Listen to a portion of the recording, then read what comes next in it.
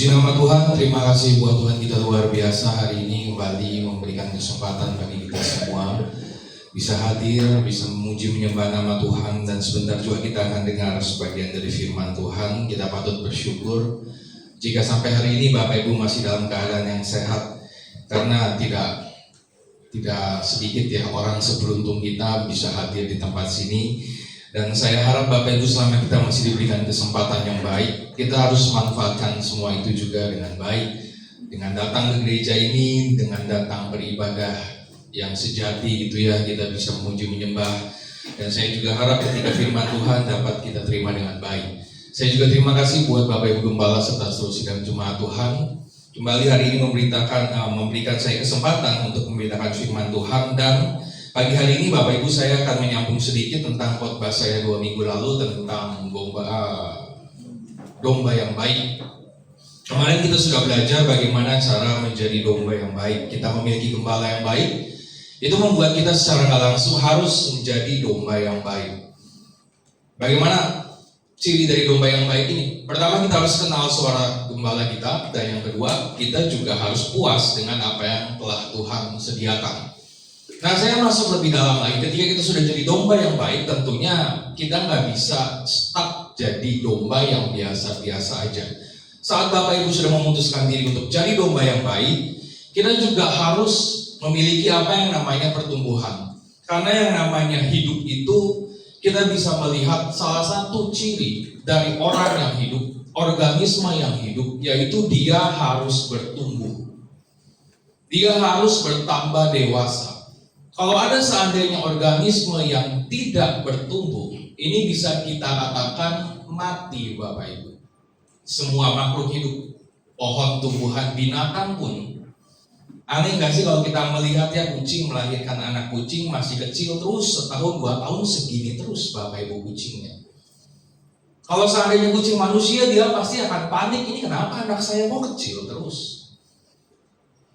Ketika Bapak Ibu punya seorang bayi pun baru lahir, misal 7 kilogram, setahun, 2 tahun, 5 tahun, 7 kilogram, terus itu buat kita panik, ini kenapa ini bayi nih, kok nggak ada pertumbuhannya, kok nggak ada yang nambah gitu dalam tubuhnya, entah beratnya kah, atau mungkin dia tambah tinggi. Terkadang manusia juga kurang sejahtera gitu ketika melihat sesuatu hal ini nggak bertumbuh atau nggak hidup. Prinsip seperti ini sama seperti kekristenan. Sebagai orang Kristen, kita ini adalah anak dari Bapa di surga. Ketika Bapa punya anak, tentunya sang Bapa ini ingin kita ini bukan hanya hidup sebagai anak, tapi bisa bertumbuh dari anak, ABG, dewasa, tua, bangka, mati Bapak Ibu. Pengen seperti itu Tuhan kita. Jangan sampai kita sudah menjadi orang Kristen berpuluh-puluh tahun gitu ya, sudah 20 tahun, 30 tahun, tapi kelakuan kita masih sama, tabiat masih sama, yang menandakan kita ini nggak ada pertumbuhan di dalam kekristenan. Jadi kita harus bertanya nih, yang sudah lama, apalagi yang usianya sudah senja, selama aku jadi Kristen, apa saja yang sudah bertumbuh di dalam kehidupanku? Apakah aku jadi orang Kristen yang benar dewasa, atau aku hanya menjadi domba yang stagnan? Kalau dalam bahasa medis itu apa ya, bayi yang gak bertumbuh? Saya lupa Bapak Ibu. Tapi ada manusia yang gak bertumbuh, dan itu menyedihkan hati dari Bapaknya, menyedihkan Tuhan kita ketika melihat jemaat cerduk. Gak semuanya itu bisa jadi jemaat yang dewasa. Gak semuanya bisa masuk ke dalam surga. Saya udah khotbah, sebagai mempelai harus dipastikan saya, Bapak Ibu ini jadi dewasa. Tidak bisa seorang Kristus menikahi anak kecil Bapak Ibu. Tidak bisa. Ketika kita pulang nanti, dijemput sama mempelai pria kita, gak bisa lah, kok kamu masih bayi? Tempatmu bukan di sini, tempatmu di sebelah Bapak Ibu, di neraka. Oleh sebab itu kita perlu terus bertanya kepada diri kita. Hari demi hari harus tanya, saya semakin jadi orang yang benar atau sama aja Kristen saya kayak tahun lalu. Saya ketika mengikut Kristus, Ada yang berubah nggak dari cara pikir saya? Dari pandangan hidup saya, dari perkataan dan sikap saya? Itu harus kita cross check terus Bapak Ibu. Yang menjadi ayat dasar di dalam Efesus 4, 10-15. Sebuah jemaat yang cukup luar biasa. Didikan Paulus, mereka memiliki banyak karunia roh. Tetapi pada akhirnya Paulus juga selalu mengingatkan bagi mereka, ketika mereka sudah memiliki banyak karunia, banyak orang hebat, pengajaran bagus, Paulus selalu mengingatkan ini. Ia yang telah turun, ia juga yang telah naik jauh lebih tinggi daripada semua langit. Efesus 4, 10-15. Untuk memenuhkan segala sesuatu. Ini Paulus lagi berbicara tentang Yesus. Yesus tuh udah turun, dia juga udah naik. Dan ialah yang memberikan baik rasul maupun nabi, baik pemberita Injil maupun gembala dan pengajar untuk memperlengkapi orang kudus bagi pekerjaan pelayanan. Tugas saya sebagai hamba Tuhan memperlengkapi Bapak Ibu supaya bisa bekerja menjadi orang kudus di dalam pelayanan bagi pembangunan tubuh Kristus. Nah, ayat 13 yang menjadi tujuan Paulus. Sampai kita semua telah mencapai kesatuan iman dan pengetahuan yang benar tentang anak Allah, kedewasaan penuh, ini yang wajib kita garis bawahi, dan tingkat pertumbuhan yang sesuai dengan kepenuhan Kristus. Ayat 14, sehingga kita bukan lagi anak-anak yang diombang-ambingkan oleh rupa-rupa angin pengajaran, oleh permainan palsu manusia dalam kelicikan mereka yang menyesatkan. 15, tetapi dengan teguh berpegang kepada kebenaran di dalam kasih kita bertumbuh di dalam segala hal ke arah Dia, Kristus yang adalah kepala. Sekali lagi di garis bawahi, bertumbuh di dalam segala hal. Jangan lupa Bapak Ibu, ke arah Dia, ke arah Tuhan Yesus. Jadi bukan bertumbuh harta kita, bukan bertumbuh anak cucu kita, tapi ini iman kita yang harus bertumbuh. Karena mengarah kepada Tuhan Yesus. Padahal jemaat di Efesus ini gak kurang apa-apa nih. Tapi biasanya kalau orang yang sudah melayani, orang hebat, hamba Tuhan, biasanya Bapak Ibu, dia merasa nyaman dengan kehidupan Kristennya. Dia merasa saya sudah cukup melayani Tuhan. Sehingga Paulus perlu mengingatkan, hati-hati ya, kamu harus tetap bisa bertumbuh. Harus bisa jadi dewasa. Bukan hanya saya Bapak Ibu ya, Bapak Ibu juga nih harus sama. Jadi ketika kita datang ke gereja, kita harus tahu tujuan saya datang gereja itu apa. Jangan lagi kayak tujuan anak-anak. Apa itu tujuan anak-anak? Hanya mengharapkan berkat, hanya mengharapkan yang baik dari Tuhan. Saya datang gereja supaya hari Senin sampai Sabtu kerjaan saya lancar. Boleh, tapi ini masih iman yang kanak-kanak Bapak Ibu. Saya mau gereja biar Senin sampai Sabtu saya jadi orang beruntung, boleh. Mau gereja supaya saya dapat pasangan, dapat kerjaan, dapat semuanya sembuh, dipulihkan, itu boleh Bapak Ibu. Tapi ingat, jangan sepanjang hidup kita datang ke dalam gereja hanya mengharapkan hal yang ini aja. Ini masih kanak-kanak. Seharusnya ketika kita datang ke dalam gereja, bukan hanya kita cari berkat, tapi kita juga harus cari nih, bagaimana caranya supaya pribadi saya, Bapak Ibu, bisa terus bertumbuh di dalam Tuhan. Gimana caranya? Melalui firman Tuhan ini. Ketika Bapak Ibu dengar firman Tuhan, tangkap itu dalam hati, lalu ketika pulang renungkan, lakukan. Itu yang membuat orang Kristen semakin minggu demi minggu, dia bisa bertumbuh. Kalau kemarin saya berbicara dengan doa, seharusnya Bapak Ibu hari ini harusnya udah punya jam doa pribadi di rumah. Siapa yang belum punya jam doa pribadi, saya yakin gak ada yang ngaku sih Bapak Ibu, tapi introspeksi aja dalam diri. Bapak Ibu udah dengar khotbah itu 1 tahun loh, tentang berdoa. Kalau masih belum berdoa di rumah, ini keterlaluan, ini domba macam mana Bapak Ibu? Kalau masih belum mau berdoa. Begitu pula dengan firman-firman yang lainnya. Jadi orang Kristen yang dewasa itu tujuannya melebihi dari hanya minta yang baik-baik saja. Ia rindu Bukan hanya hidupnya diberkati, tapi pribadi saya, karakter saya harus diubahkan Tuhan. Ini kerinduan orang Kristen yang sejati. Ketika dia datang, dia tuh haus apalagi Tuhan yang mau Engkau bentuk dalam diri saya. Dan tentunya kita manusia nggak ada yang sempurna, pasti ada aja salahnya Bapak Ibu. Salah itulah yang harus kita perbaharui nih. Tuhan kita mau supaya ketika kita pulang, walaupun nggak sempurna, setidaknya makin mirip dengan Tuhan Yesus. Saya selalu katakan, bagaimana caranya kita menilai diri kita sendiri. Sepanjang perjalanan kekristenan ini, apakah Kristen kita benar atau tidak, lihat dari sikap kita. Makin mirip Yesus atau makin mirip iblis. Cuma itu parameternya. Karena Alkitab ini selalu merujuk kepada Tuhan Yesus. Kita pun pengikutnya harus mengarah kepada Dia, mengarah kepada Yesus ini. Selalu pertanyakan itu. Dan mungkin kita bertanya, kenapa harus dewasa sih Pak Pendeta? Kenapa sih nggak harus biasa aja?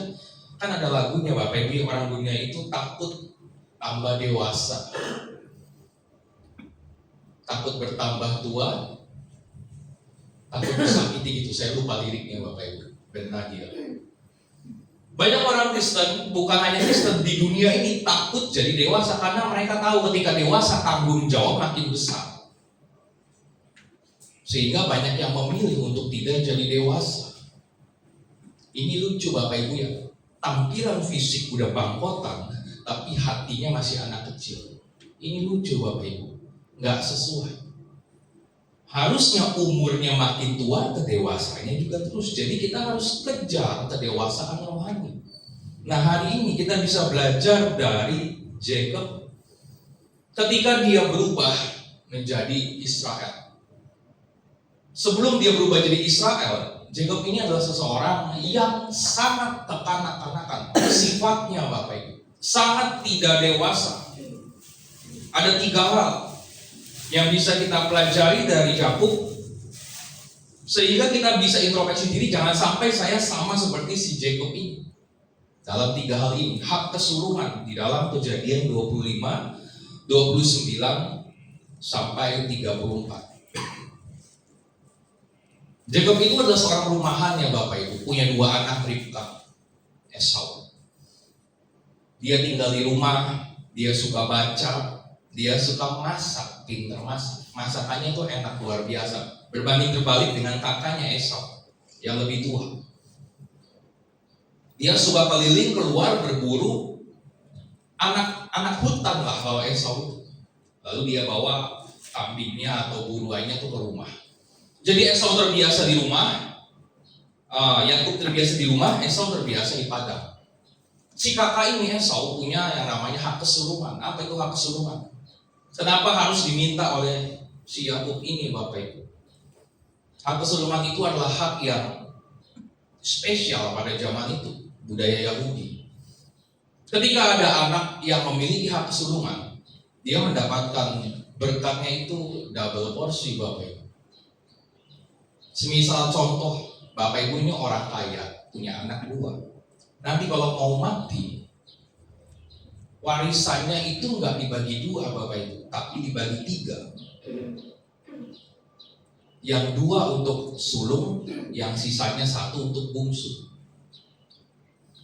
Kalau anak yang 4 gimana Pak Pendeta? Ya dibagi 5 tetap.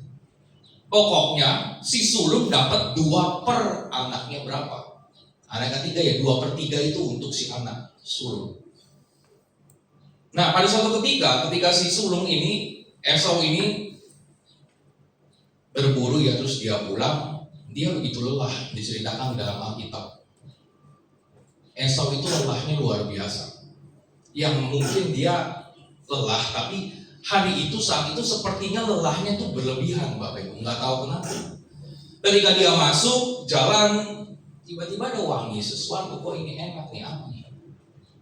Ternyata Jacob lagi masak-masakan kacang merah, azuki, kalau kita kenal sekarang. Entah sup, entah dibapau atau gimana, yang jelas kacang merah. Dia deketin adiknya, weh masak apa tuh bro? Kasih dong aku sedikit, aku lapar nih, aku mau mati. Ngomongnya gitu kata si Esau. Ketika si Esau ini minta, tiba-tiba Yakub mendapatkan ide. Apakah idenya itu? Dia tahu Bapak Ibu pikiran dalam hati Yakub. Ini kakakku ini lagi lapar, lagi kelelahan, lagi capek. Biasanya Bapak Ibu, orang yang lagi lapar, lelah, otaknya itu kurang jernih buat berpikir. Yang penting perutnya diisi dulu, dia susah untuk mikir. Bapak Ibu, kalau seandainya mengikuti kelas, dulu saya pernah ada kelas bernegosiasi gitu. Salah satu trik paling ampuh itu adalah supaya negosiasinya bisa diterima. Kita ajak klien kita tuh makan dulu Bapak Ibu. Wah, kalau makanannya enak itu hatinya semua. Tapi kalau seandainya kita ajak negosiasi tanpa ajak dia makan, ini bisa mempengaruhi nuansa atau suasana hatinya nggak baik, pikirannya nggak bisa mikir. Di saat itu Yakub pun sama dalam keadaan seperti itu. Ini kakakku lagi lapar, lagi capek, kesempatan nih yang dia idam-idamkan, hak kesulungan. Akhirnya dia minta kepada Esau, boleh saya kasih tapi tuker dong sama hak kesulungan. Ini lucu Bapak Ibu. Kenapa saya katakan lucu? Esau dan Yakub ini kan kakak adik satu rumah. Tapi kenapa ketika Yakub melihat Esau sedang butuh sesuatu, dimanfaatkan nih sama si Yakub. Perilaku Yakub ini sudah mirip anak kecil. Harusnya dia tolong karena memang itu adalah kakaknya, lagi butuh, lagi lapar setengah mati. Tapi justru ketika dia lagi butuh, dimanfaatkan sama si Yakub ini. Dia minta jual kesulungan dan terjadilah pertukaran. Roti kacang merah dengan hak kesulungan, pertukaran yang nggak seimbang. Rugi bandar di Esau ini, ruginya luar biasa Bapak Ibu. Nggak seberapa kalau sama roti dan kacang merah. Nah, sifat kekanak-kanakan pertama yang harus kita hilangkan dalam kehidupan ini, yang mirip dengan Jacob adalah jangan sampai kita jadi orang yang terlalu egois terhadap sesama kita. Dengan keegoisan dari Yakub, dia memperdaya si Esau ini. Mungkin kita bertanya, orang yang egois itu seperti apa sih? Sederhananya Bapak Ibu, orang egois itu dia hanya memikirkan mencari keuntungan cuma buat saya doang, cuma buat diri saya. Sederhananya seperti itu. Bagaimanapun caranya, gak peduli orang seperti apa nantinya, yang penting aku happy. Mau orang tua, mau orang lain berdarah-darah, dia jatuh bangun, nangis-nangis, saya nggak peduli Bapak Ibu, yang penting saya happy, saya dapat untung. Sama seperti Yakub ini, demi keuntungan, hak kesulungan ini, dia nggak mikirin dampak kedepannya itu seperti apa. Dia nggak mikirin Bapak Ibu, ketika dia rampas itu hak kesulungan, Esau itu nggak bisa dapat berkat lagi, padahal dia anak tertua. Dia nggak mikir dampaknya ke depan nanti. Bagaimana hubungannya dia dengan si Esau ini? Pasti akan bertengkar. Dan dia nggak mikir kedua orang tuanya nanti gimana.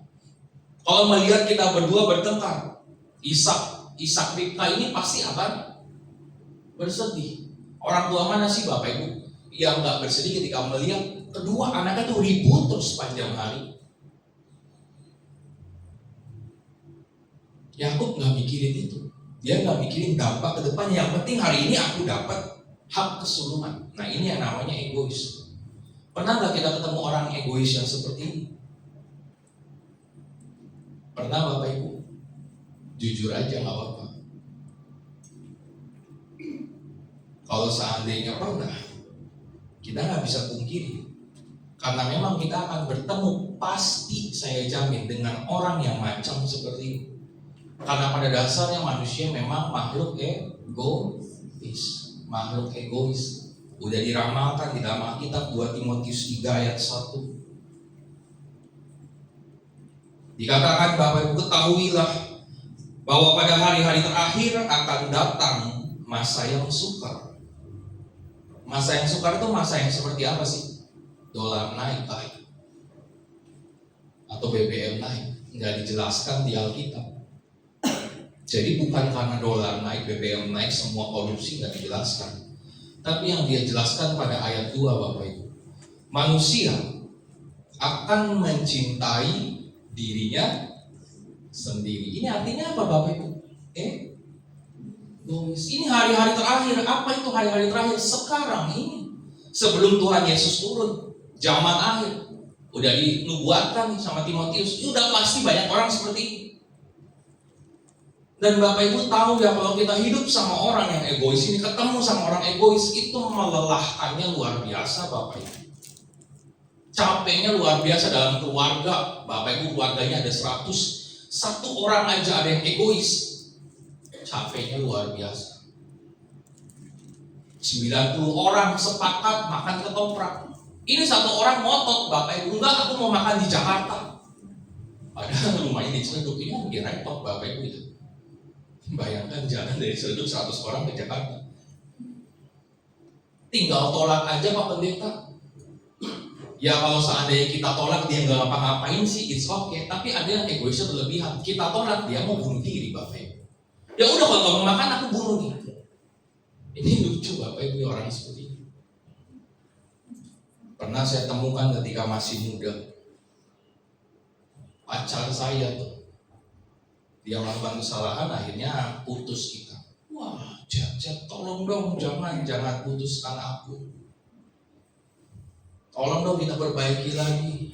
Gak bisa, kamu udah aku kasih kesempatan beribu-ribu kali. Ya udah kalau seandainya kamu gak mau, aku mau bunuh diri. Ini yang ngomong bocah SMP Bapak Ibu. Mau bunuh diri, terus dia foto, tangannya itu ada darah-darahnya sama perban. Dia kira saya kan gak kuliah, dikira saya bodoh gitu ya, gak bisa bedain perban sama betadin sama darah Bapak Ibu. Dia jadi kayak semacam berdrama bahwa sedang mau bunuh diri. Aku udah gak kuat lagi, darahku udah habis banyak. Aku di situ kan ketawa terus bacanya. Aduh bocah. Udah gak dibalas lagi. Besoknya dia chat lagi. Gimana jadi mau terima gak? Aku balas aja kesel, tapi kok belum mati? Saya bilang kayak gitu kan, darahnya udah habis dong, harusnya 1 hari kan. Gak enak kalau orang egois ketemu seperti ini. Dan itu manusia zaman-zaman akhir yang tidak kenal Yesus, yang tidak mau menjadi dewasa di dalam Kristus Yesus. Kita bisa cross check lagi, saya ini, Bapak Ibu juga, kita ada di zaman akhir, tapi kita memilih untuk ikut arus dunia, mencintai diri sendiri, atau kita mau belok ikut sama Tuhan Yesus, nggak mencintai diri sendiri, belajar kepada Tuhan Yesus. Ketika dia hadir di dalam dunia, pribadi Yesus ini nggak pernah mementingkan dirinya sendiri. Kalau Bapak Ibu sadari, baca firman Tuhan dari Tuhan Yesus lahir sampai mati, Tuhan Yesus tuh nggak pernah mementingkan dirinya sendiri. Yang dia lihat orang lain dan murid-muridnya. Makanya muncul perkataan kalimat yang luar biasa. Tergeraklah hatinya oleh belas kasihan.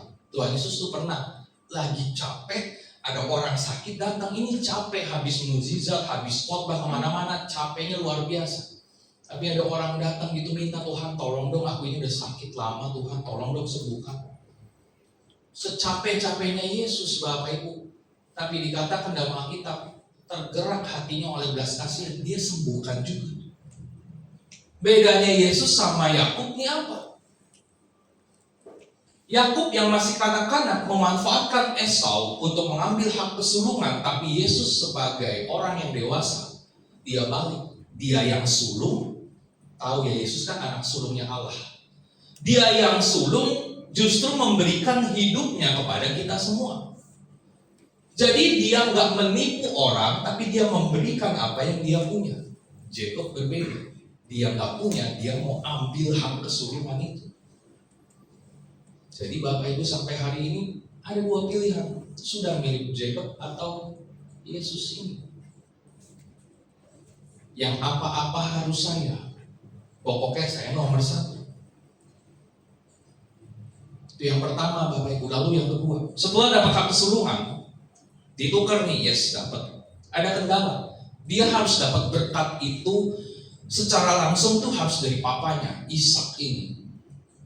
Harus papanya yang ngomong langsung, hak kesulungannya udah dapat. Suatu ketika kan Ishak sudah mau mati Bapak Ibu ya. Dijelaskan di dalam Kejadian tadi. Kita buka lagi Kejadian 27, 18 sampai 25. Matanya udah kabur, udah tua banget Ishak. Bahkan dia udah gak bisa melihat lagi. Dikatakan Ishak tuh merasa sudah tahu ini kayaknya ajal saya mau dekat nih. Dia panggil lah Esau. Esau, sini dong nak. Kenapa Pak? Kayaknya aku mau mati. Coba kamu sana keluar, cari buruan, masakin buat saya. Nanti saya akan berkati engkau. Oke Pak. Keluarlah Esau, sang berburu. Ribka dengar tuh perbincangan. Wah ternyata Ishak mau berkati Esau nih. Karena Ribka lebih sayang pada Yakub, dia panggil Kub sih. Kong kali kong lah sama Yakub. Mama nanti masak ya. Nanti pas mama masak kamu masuk ke dalam, bawa masakan ini. Jangan lupa pakai baju kakakmu itu Esau. Jangan lupa tempel bulu-bulu domba. Karena Yakub ini kan mulus gitu ya, orang rumah. Supaya ayahmu gak ketahuan. Itu kong kali kong dari ibunya. Kalau orang yang dewasa Bapak Ibu ya, orang yang dewasa kalau diajak berdosa, dia pasti akan tolak Bapak Ibu. Amin. Harus tolak. Tapi kalau orang yang masih kecil, iman yang di dalam Yesus, diajak berdosa, ya ayo wae, selama menguntungkan diri saya.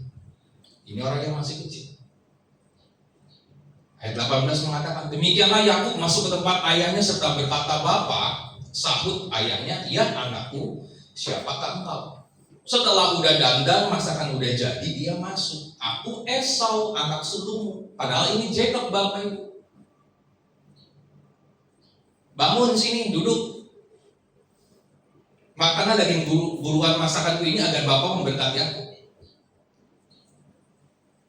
Ishak bingung Bapak Ibu, bingungnya kenapa? Baru aja saya tadi suruh Esau, kok cepet banget sih pulangnya?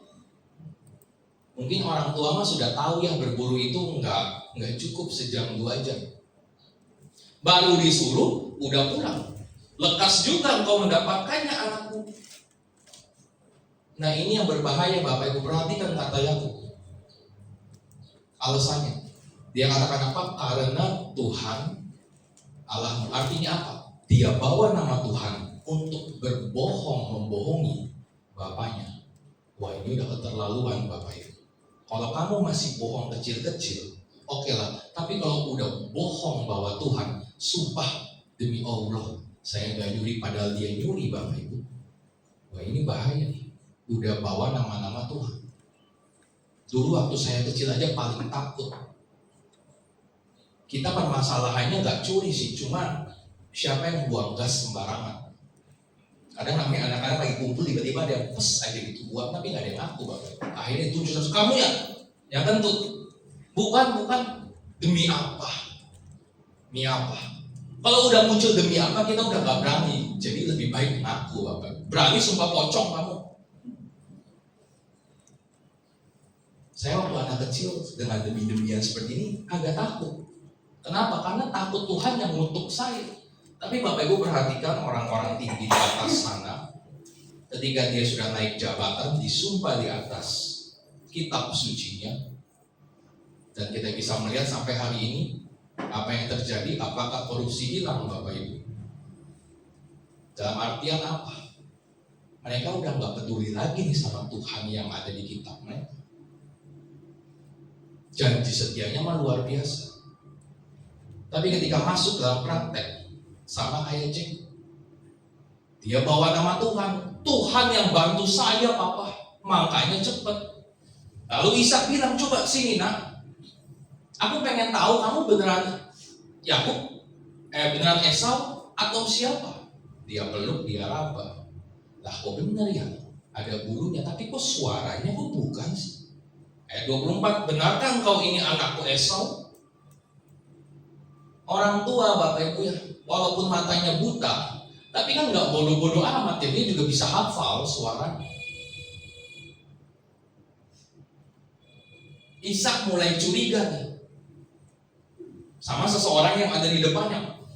Dan lebih kurang ajarnya lagi, Jacob tahu itu, wah kayaknya ayahku curiga nih. Apa yang dilakukan pada ayat 25? Dekatkanlah makan itu kepadaku supaya aku makan daging buruan anakku agar aku memberkati engkau. Jadi Yakub bawa makanannya kepada ayahnya lalu ia makan. Gak berhenti Bapak Ibu. Apa dikatakan? Dibawanya juga anggur. Kira-kira buat apa anggur ini? Coba pikir. Hal yang pertama, dia tipu Esau ketika Esau lagi lapar dan capek. Hal kedua, dia menipu bapaknya dengan memabukkan si Ishak supaya pikirannya juga gak jernih, Bapak. Penjahat nggak nih Yakub nih? Cuma supaya bapaknya memberkati dia. Singkat cerita akhirnya diberkatilah Yakub semuanya. Dari sini kita bisa belajar hal kedua.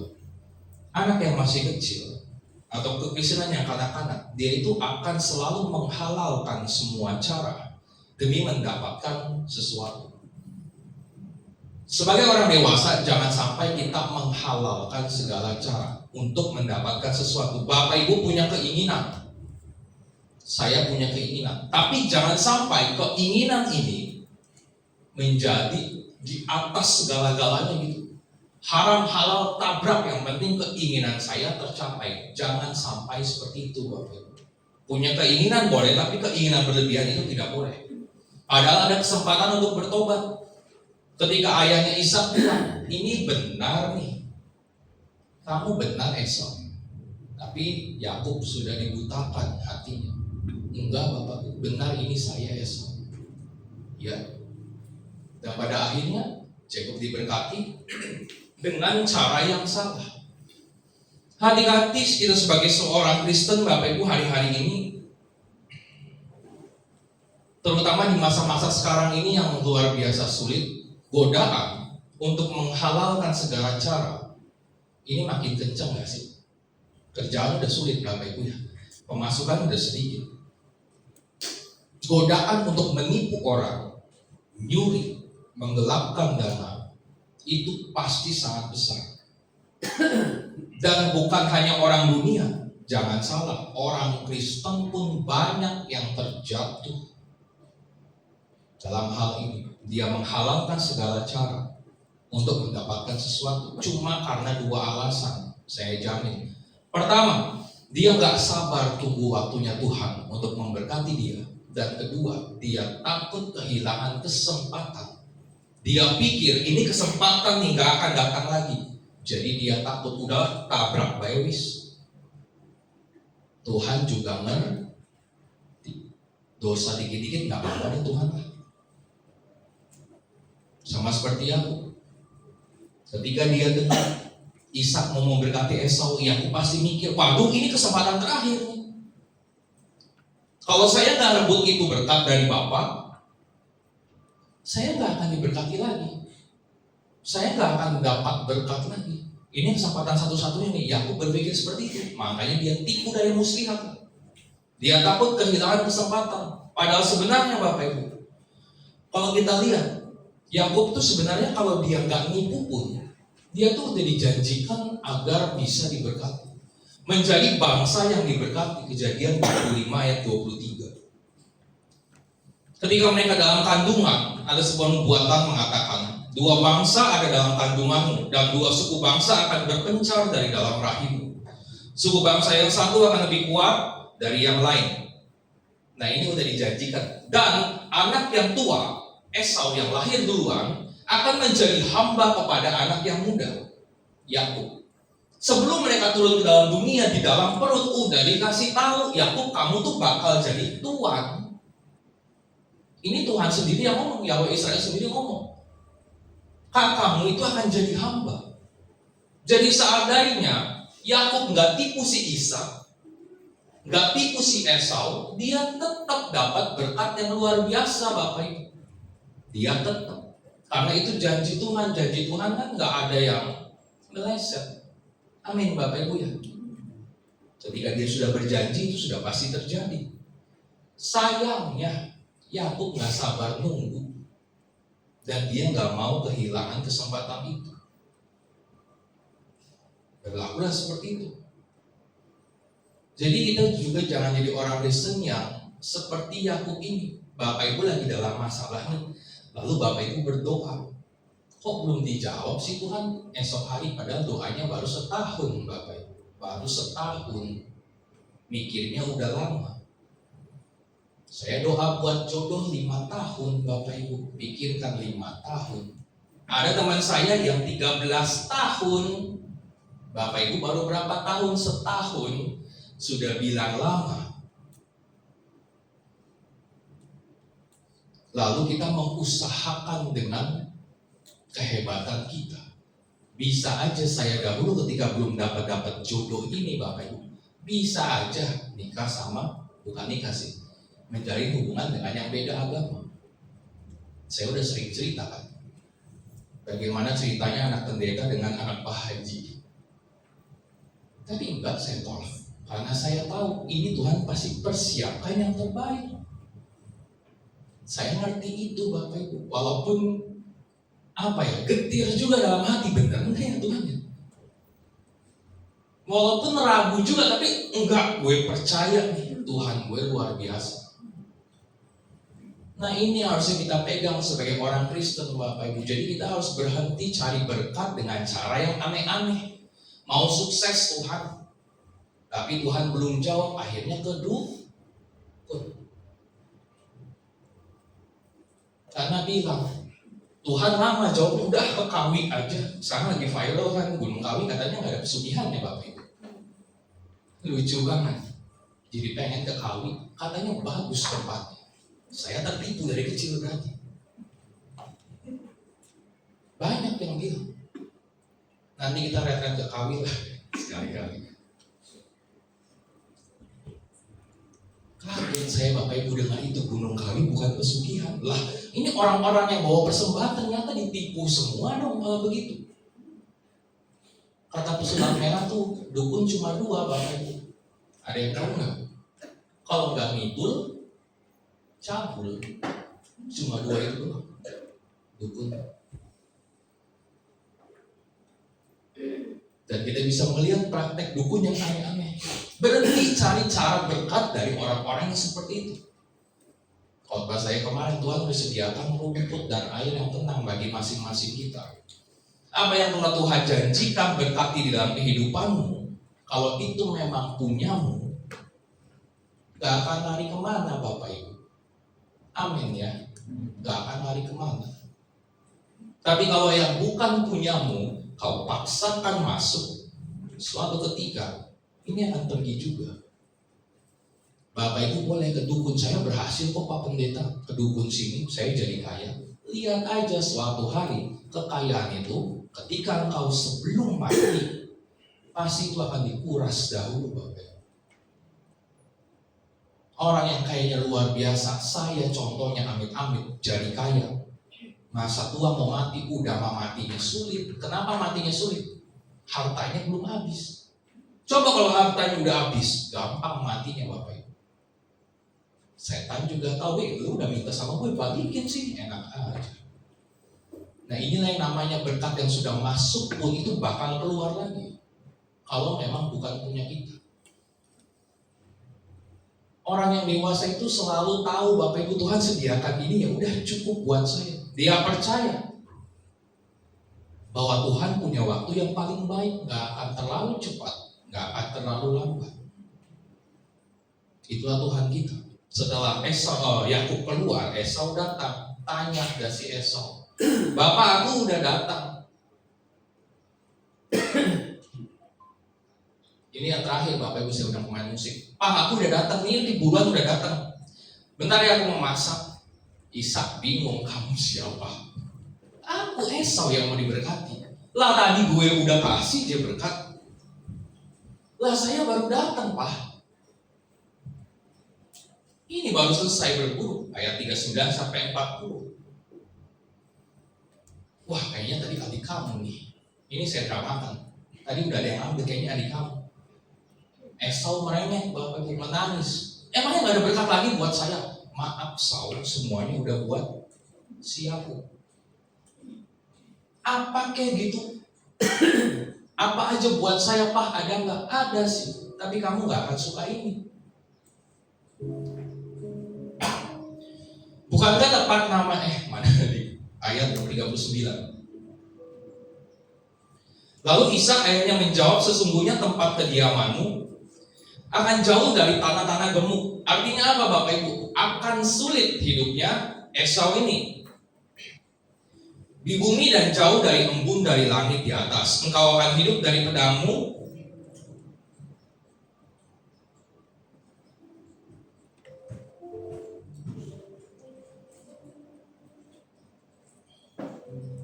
Dan kau akan menjadi hamba adikmu. Bapak Ibu bayangkan hatinya Esau ketika harusnya dia dapat berkat yang luar biasa Bapak Ibu. Dia udah semangat pada hari itu juga. Ketika dia mau minta, dia dapatnya kutuk. Bayangkan hatinya Esau seperti apa tuh sakitnya. Saya harusnya dapat double porsi, kok dapatnya kutuk. Kok nggak enak sih dapatnya. Keluar dari situ, Esau bilang, tunggu aja, ayahku mati. Saya bakal bunuh kamu. Dia dendam kepada Yakub Bapak Ibu. Dan pada saat itu Yakub punya dua pilihan lagi. Mamahnya bilang, Esau ini mau bunuh kamu. Mending kamu lari dah ke Laban sana. Yakub punya dua pilihan. Dia bisa ikut mamanya lari atau dia hadapi konsekuensinya. Dia datang di hadapan Esau dan minta maaf.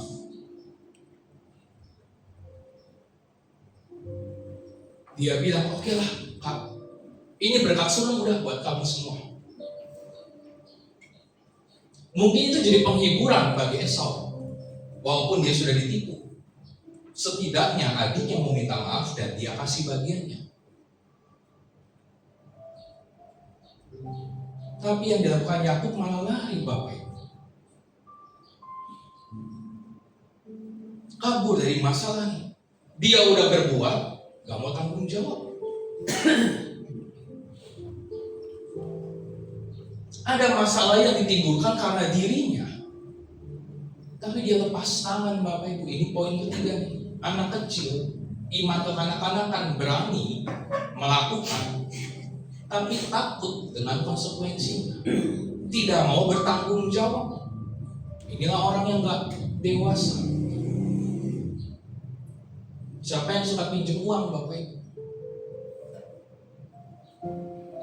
Minjemnya berani, bayarnya kabur.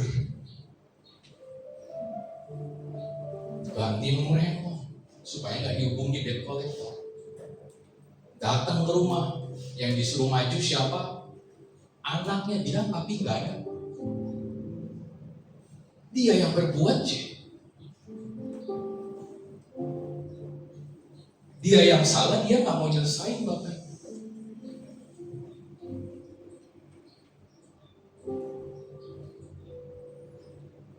Kita kembali belajar dari pribadi Tuhan Yesus. Sebagai figur orang dewasa, bagaimana kalau ada masalah? Tuhan Yesus itu ketika ada masalah, dia nggak lari. Masalah Yakub cari perlindungan ke Laban, tapi Yesus yang dewasa, masalah jalan salib, dia nggak lari kemanapun, dia nggak cari perlindungan. Apa yang dilakukan Yesus Bapak Ibu? Jalan dengan gagah berani. Dicambuk, diludahi, dia diam terus Bapak Ibu. Dia taati. Pikul, dia pikul. Tanpa mengucapkan sepatah kata. Bapak Ibu baca di Alkitab. Paling dia teriak-teriak doang. Tapi selama perjalanan, coba bicara sama Simon aja. Tapi untuk mengutuk, lalu dia bilang, apa ya istilah katanya, bersungut, itu nggak ada keluar dari Yesus. Ini masalah dia hadapi. Masalahnya bukan akibat dari Yesus. Ini dewasanya udah luar biasa. Masalahnya bukan diakibatkan dia, tapi dia mau tanggung jawab. Anak-anak, masalahnya disebabkan diri sendiri, tapi nggak mau tanggung jawab. Pernah lihat gak sih kalau anak-anak kecil berantem, Bapak Ibu? Kalau yang salah satunya nangis, walaupun saya belum punya anak, tapi saya sering dengar cerita. Dua anak ini pasti tuduh-tuduhan. Kakak dulu tadi cubit saya. Kakaknya bilang, kamu dulu tadi tampar saya. Dia tunjuk-tunjukkan, ini anak-anak Bapak Ibu.